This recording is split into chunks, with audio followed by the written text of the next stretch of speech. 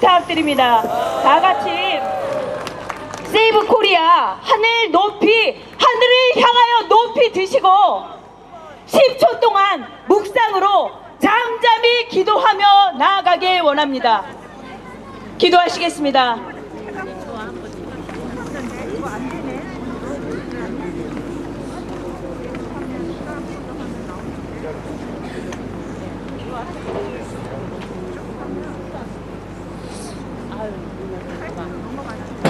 아멘. 다음 분 인터뷰 진행해 보겠습니다. 오늘 집회에 참석하시고 느낀 점이나 대한민국 현 상황에 대해서 어떻게 생각하시는지 한 말씀 부탁드리겠습니다. 현장에 나오니까 현장에 참 잘 나왔다라는 생각이 들고, 지금까지 좀 머뭇거렸고 나오지 못했던 것들에서 많이 반성을 하게 되었습니다. 그리고 지금 저희가 이렇게 부르짖는 소리들이 많은 국민들한테 전해졌으면 좋겠고, 그래서 국민들이 깨어나서 이 자리에 나와서 함께 우리의 나라를 자유민주주의를 지켰으면 하는 바람입니다. 한 말씀 감사합니다.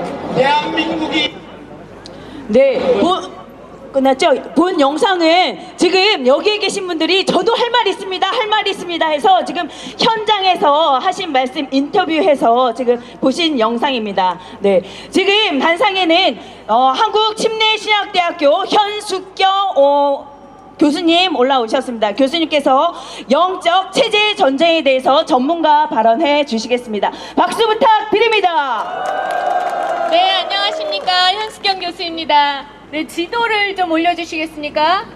네, 지도 보이시죠? 네, 이 지도는 1977년 당시 공산주의 세력이 얼마나 확장되었는지를 보여주고 있습니다. 보시는 것처럼 붉은색으로 표시된 지역이 공산주의가 지배하던 곳입니다. 동유럽을 비롯해서 동북아시아, 동남아시아 일부 등 광범위한 지역이 공산주의 체제 아래 놓여있던 것을 볼 수가 있습니다. 그런데 이 공산주의 확장이 어디에서 멈췄습니까? 바로 대한민국에서 멈췄습니다. 지리적으로 볼 때 우리나라가 공산주의에 넘어갔어도 전혀 이상하지 않은 위치입니다. 하지만 대한민국은 끝까지 자유를 지켜냈습니다. 이는 결코 우연이 아닙니다. 이승만 대통령께서는 철저하게 반공을 외치셨고, 건국 과정에서 기독교적인 가치관을 강조하며 자유민주주의 기틀을 확립하셨습니다. 그 결과 대한민국은 6.25 전쟁이라는 혹독한 시련을 지나 공산주의 거센 물결 속에서도 끝까지 자유민주주의를 지켜낼 수 있었습니다. 그런데 그 체제 전쟁은 지금도 치열하게 진행 중이고 우리는 그 전쟁의 한가운데에 서 있습니다. 그런데 여기서 끝이 아닙니다. 다시 지도를 보시면 아이보리색으로 표시된 지역이 보이십니까? 이 지역은 기독교 국가입니다. 그런데 이 나라들이 지금 무엇에 장악되었는지 아십니까? 네, 맞습니다. 페미니즘, 젠더 이데올로기, 동성애, 포스트 모더니즘, 즉 신좌파 이데올로기에 점령당했습니다. 과거에는 공산주의라는 극단적인 좌파 이데올로기가 자유를 위협했다면 1960년대부터 등장한 신좌파 이데올로기는 이제 문화와 사회 전반을 뒤엎으며 우리의 가치관을 흔들고 있습니다. 그리고 대한민국은 이 거대한 흐름의 한 가운데에 서 있습니다. 우리는 지금 각종 반성경적인 이데올로기와 맞서 싸우는 영적 전쟁의 최전선에 있습니다. 맞습니다. 그렇다면 우리나라의 현실은 그런데 어떻습니까? 지난 70년간 대한민국은 급속한 경제 성장을 이루었고 물질적으로 풍요로운 나라가 되었습니다. 하지만 그 풍요로 인해 국민들은 나태해졌고 영적으로 무뎌졌습니다. 그 틈을 타서 좌파 세력이 사법부, 입법부, 행정부, 언론, 선거관리위원회, 학교, 기업, 교회 등 사회 모든 영역을 장악하기 시작했고 지금은 거의 넘어가기 일보 직전입니다. 정말 윤석열 대통령의 비상계엄이 아니었으면 우리는 위기인 줄도 모른 채 나라가 무너지는 것을 지켜봐야 했을지도 모르겠습니다. 네, 이제 우리는 싸워야 합니다. 여러분 한 분 한 분은 이 전쟁의 중요한 전사들이십니다. 이 싸움은 단순한 정치 싸움이 아닙니다. 이것은 거짓과 진리의 싸움이며 영적 전쟁입니다. 하나님께서 윤석열 대통령을 통해 대한민국을 흔들어 깨우셨습니다. 우리는 이 시대에 주어진 사명을 끝까지 감당해야 할 전사들입니다. 그러나 이 세상이 우리 편이 아닌 것 같아 절망스러우십니까? 아닙니다. 네, 그럼 우리는 절망할 이유가 없습니다. 왜냐하면 거짓은 결코 진리를 이길 수 없기 때문입니다. 그리고 진리이신 하나님께서 우리와 함께 하시기 때문입니다. 그러기에 여러분, 믿음을 가지고 기도하며 깨어 행동하고 끝까지 싸워야 합니다. 이 싸움은 반드시 승리할 것입니다. 감사합니다. 가연이 우리 교수님께서 힘찬 발언해 주셨습니다. 네, 감사합니다. 네, 다음은 이정수 공동대표님께서 자리에 오셔야 되는데요. 사정상 오늘 참석하지 못하셔서 세종교육 바로 세우기 공동대표이신 박양근 공동대표님 모시고 발언 듣도록 하겠습니다. 박수 부탁드립니다. 여러분, 대한민국에서 자유롭고 행복하게 사는 것이 좋으시죠? 네! 오늘은 역사 공부 좀 잠깐 해보겠습니다. 우리 대한민국 건국 대통령은 누구십니까? 우리 대한민국의 건국이 77주년을 맞았습니다. 우리 대한민국의 탄생은 세계 문명사의 대전환 과정에서 생겨났고 개인의 자유와 권리라는 원리에 입각하여 새로운 국가가 세워졌던 것입니다. 제2차 세계대전 후 독립한 국가 가운데 거의 유일하게 경제성장과 민주주의를 성취한 모범 사례를 이룬 국가가 어디입니까? 대한민국입니다. 맞습니다. 대한민국입니다. 우리가 자유로운 나라에서 잘 살 수 있도록 대한민국을 건국해 주신 이승만 대통령의 업적이 많으시죠? 맞습니다. 그 중에서 6가지만 얘기해 보겠습니다. 한번 따라해 주세요. 첫째, 농지개혁. 둘째, 독도 영유권. 셋째, 한미 상호 방위 조약. 네 번째, 시장 경제의 초석을 이루어 주신 것. 다섯째, 원자로 개발의 초석을 만들어 주신 것. 그리고 무엇보다 중요한 교육 입국을 세워주신 것입니다.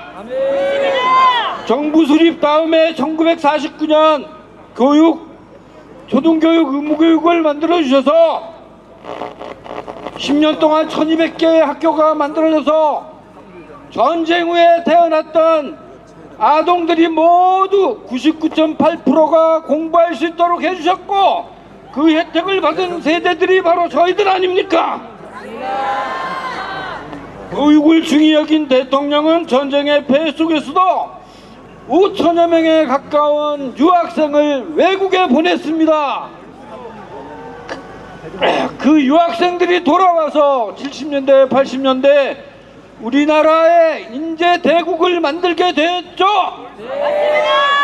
이렇게 교육 대통령이고 인재 대통령이신,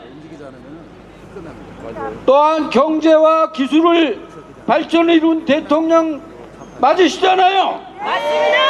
건국 대통령과 건국 정신을 잊지 말도록 노력해야 되겠습니다. 맞습니다. 이승만 대통령이 몇 살에 대통령이 되셨습니까? 73세. 저보다 더 나이 많으실 때 대통령이 되셨습니다. 뒷방 늙은이 취급을 받아야 할 나이지만 우리가 사는 이 나라를 건국해 주셨습니다. 23세에 정부 대개혁운동에 참가한 대가는 감옥이었습니다. 대통령이 될 때까지 50년 동안 독립과 건국운동에 전념하면서 하와이 교포 2세 여자아이들을 교육시켜 주셨던 것은 매우 유명한 일 아닙니까, 여러분? 인천에 있는 인하대학교가 어떻게 세워졌습니까? 이승만 대통령과 하와이 교포들이 모아서 돈을 보내서 세워진 학교 아닙니까? 맞습니다. 그래서 인천과 하와이의 앞자를 딴 인하대학이 된 것 아시죠? 건국 후에도 교육의 중요성을 실천하시고 국민들을 크게 일깨워 주셨습니다. 대마도 반환을 요구했고 또 경제개발 3개년 계획도 만드셨습니다. 이렇게 좋은 나라에서 살기 위해 우리는 주권을 지키고 나라가 조속히 안정되기를 기도하고 노력해야 되겠죠?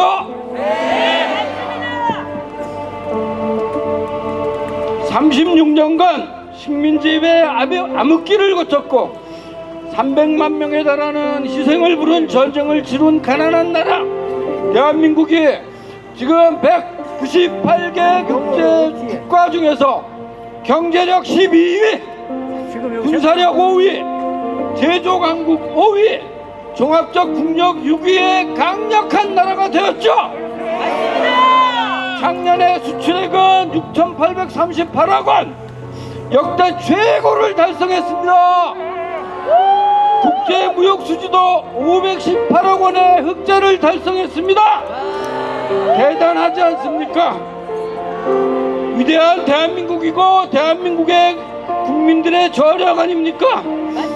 이러한 경제력의 밑바탕을 우리 어른들이 더욱 튼튼히 하여 2030 청년들이 누릴 행복의 터전을 더 발전시켜 주어야 되지 않겠습니까? 여러분, 이런 좋은 나라를 만들 수 있도록 정치인들은 더욱 각성하고 바른 정치를 하며 경제인들은 더욱 경제를 발전시키는 노력을 하고 종교인들과 신앙인들은 국가 발전과 안정을 위해서 더욱 기도하고 무엇보다도 대통령의 조속한 직무복귀를 위해서 기도합시다. 정치, 경제, 사회가 조속히 안정을 찾을 수 있도록 우리 모두 각자의 위치에서 자기의 최선의 노력을 다해야 되겠습니다. 대한민국이여 영원하라! 영원하라! 청년들이여 더욱 각성하자! 각성하라! 공직자들이여 정직하고 더욱 공정하라! 공정하라! 국민들이여 기도하고 참여하라! 참여하라! 이상 마치겠습니다. 감사합니다. 감사합니다. 감사합니다. 휘날리는 태극기를 우리들은 표상이 도. 네, 너무 높네요. 예, 태극 연합의 이진호 회장님 모시겠습니다. 큰 박수 부탁드립니다. 안녕하십니까. 제가 먼저 말씀드리겠습니다. 구하소서 자유 대한민국. 구하소서 대한민국. 제가 구하소서 자유 대한민국. 구하소서 자유 대한민국. 예, 오늘 저는 부정선거 카르텔에 대해서 말하라고 해서 나왔습니다. 2001년 지금으로부터 23년 전입니다. 김대중 대통령이 북한의 위에 있는 중국의 단동에 하나 프로그램이라고 하는 그런 소프트웨어 하드웨어를 하는 그거부터 시작이 된 걸로 알고 있습니다. 그래서 최근 17년서부터 행정부, 대통령 선거, 또 지방선거, 또 국회의원 선거에서 모든 부분을 장악해가지고 지금은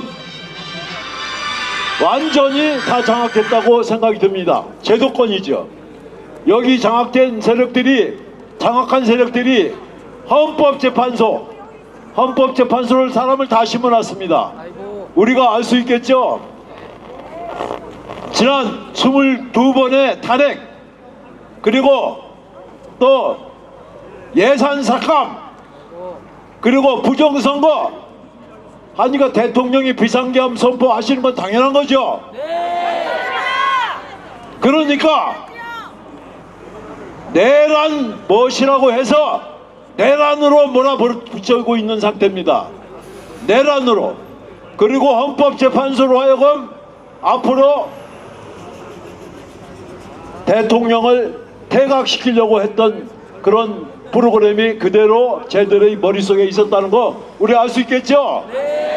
이해하죠? 그렇게요? 우리가 당하면 되겠습니까? 저는 이런 모든 부정선거에 관련된 거는 너무나도 확실한 팩트가 있다는 것을 우리는 다 알고 있습니다.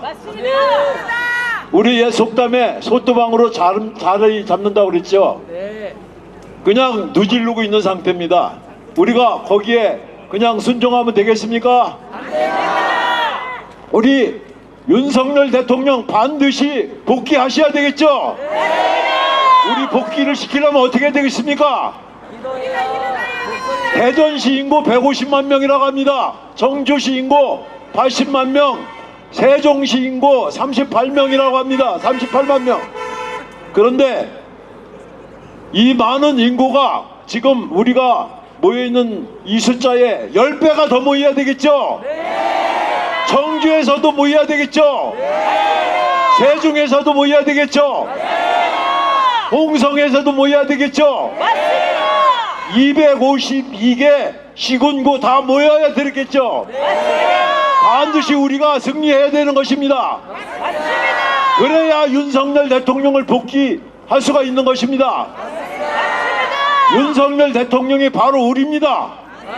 우리가 지금 감방에 갇혀 있는 겁니다. 우리가 살려면 어떻게 되겠습니까? 우리 하루에 1명 이상 5명씩 매일 설득해야 됩니다. 커피값 저는 돈이 많이 없지만 제가 도와드리겠습니다. 하루에 1명, 2명, 3명 열심히 노력하면 그러면 10배가 될 수가 있는 겁니다.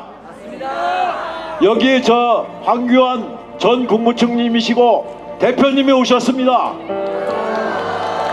우리 황교안 대표님에게 큰 박수 한번 드리시죠. 우리가 어려울 때 큰 어른신 국무총리를 하신 우리 황교안 대표님이 우리를 리드해 주셨습니다. 부정선거를 밝히는데 지대한 공헌을 해주신 분이십니다. 우리 감사합니다. 지금 제가 구호만 외치고 내려가겠습니다.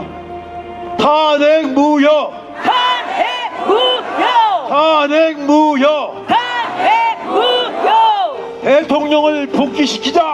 대통령을 복귀시키자! 대통령을 복귀시키자! 대통령을 복귀시키자! 감사합니다. 구하수소 자유 대한민국 감사합니다.